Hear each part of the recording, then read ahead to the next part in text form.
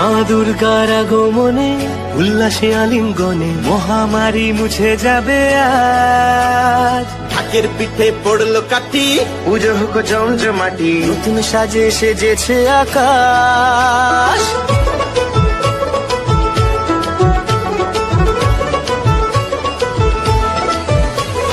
তো হ্যালো বন্ধুরা, কেমন আছো তোমরা সবাই? আশা করছি তোমরা সকলেই খুবই ভালো আছো, সুস্থ আছো।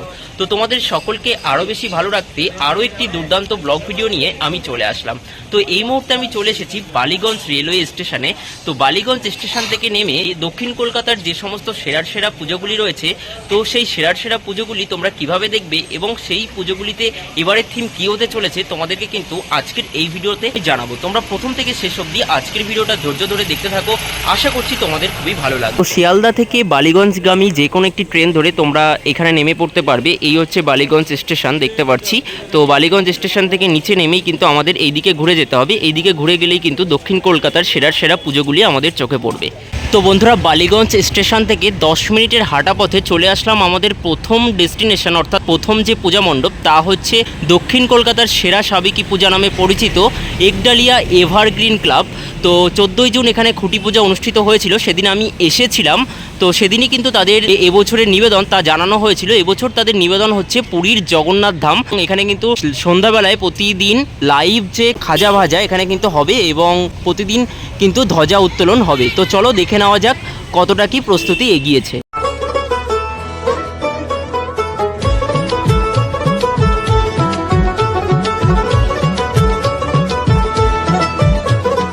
মা দুর্গার আগমনে উল্লাসে আলিঙ্গনে মহামারী মুছে যাবে আজ। ঢাকের পিঠে পড়লো কাঠি, পুজো হোক জমজমাটি, নতুন সাজে সেজেছে আকাশ।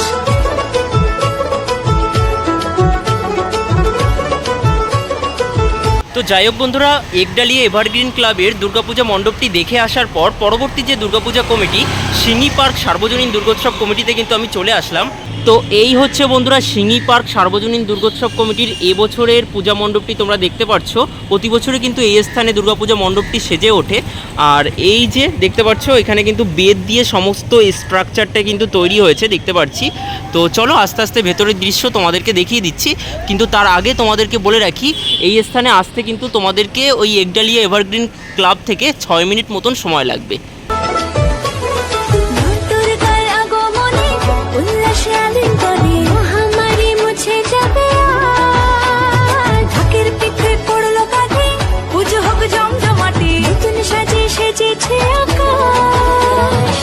সাজানো বরণডালা, আকাশে মেঘের ভেলা, চলছে ধনু জিনা। এই হচ্ছে বন্ধুরা সিঙ্গি পার্কের পূজা মণ্ডপের ভেতরের অংশ দেখতে পাচ্ছি। আর সিঙ্গি পার্কে এবছরের পূজা মণ্ডপে কিন্তু রয়েছে সিংহের স্ট্রাকচার। তো বন্ধুরা, এবার আমি পরবর্তী যে পূজা মণ্ডপে চলে আসলাম। সিঙ্গি পার্ক থেকে ওই 650 মিটারের দূরত্ব, 8-9 মিনিটের হাঁটা পথ। গুগল ম্যাপ লোকেশনটা ডেসক্রিপশানে দেওয়া থাকবে। তো এটা হচ্ছে হিন্দুস্তান পার্ক সার্বজনীন দুর্গোৎসব কমিটি। তো এবছর তাদের যে থিম তা হচ্ছে কল্প ঋতুর গল্পগাথা। তো তা কিন্তু অনেকটাই সেজে উঠেছে, চলো আমরা এক ঝলক দেখে নিই।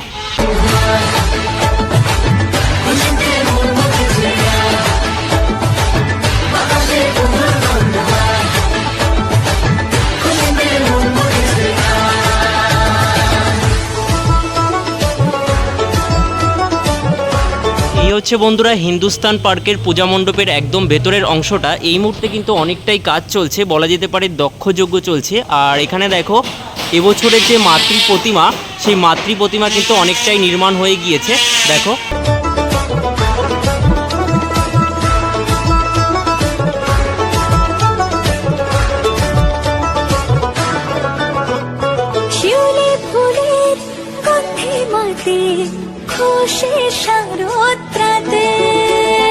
লাগলো দোলা কাশের বনে, হিমেল শরৎ টানে।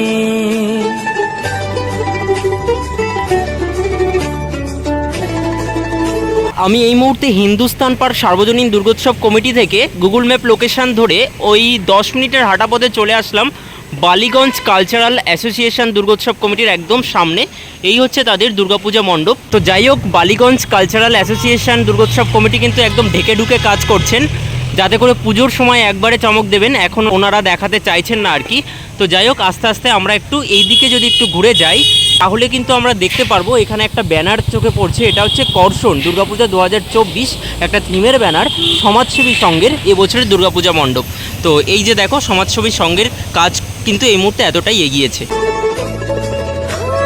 শিউলি ফুলে গন্ধে রাতে উষের শারদ প্রাতে লাগলো দোলা। বন্ধুরা, সমাজসেবীর পুজোটার ওখান থেকে আমরা যদি পরবর্তী পূজা কমিটিতে আসতে চাই, ওখান থেকে আমাদেরকে 5 থেকে 6 মিনিটের হাঁটা পথে চলে আসতে হবে ত্রিধারা সম্মিলনীতে।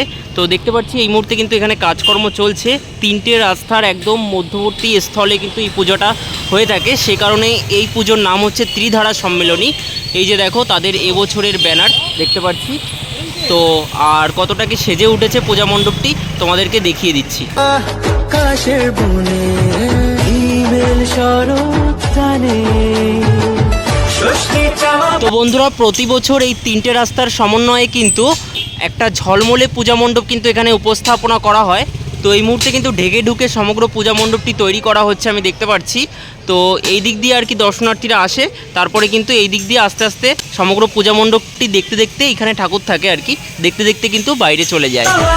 আড্ডা সপ্তমীটা সেলফিতে সেজেছে আজ, অষ্টমী অঞ্জলি আর নবমী।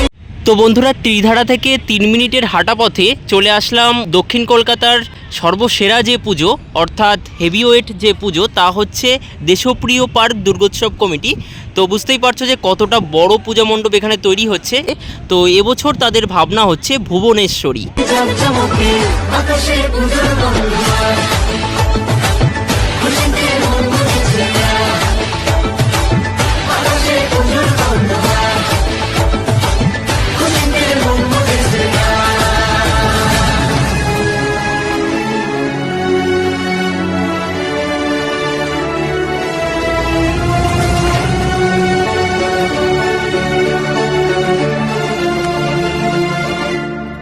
বন্ধুরা, তাহলে তোমাদেরকে এই ভিডিওর মাধ্যমে দেখিয়ে দিলাম দক্ষিণ কলকাতার সেরার সেরা বেশ কিছু দুর্গাপূজা মণ্ডপ। বালিগঞ্জ স্টেশনে নামার পরেই তোমরা গুগল ম্যাপ লোকেশনে ক্লিক করেই পায়ে হেঁটে তোমরা এই পূজাগুলি দেখে নিতে পারবে।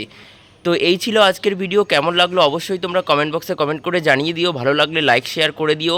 আর এরকম ধরনের ভিডিও আরও দেখার জন্য আমাদের চ্যানেলটিকে সাবস্ক্রাইব করে আমাদের পাশে থেকো। তো চলো, ফিরছি খুব তাড়াতাড়ি আরও একটা দুর্দান্ত ব্লগের সাথে।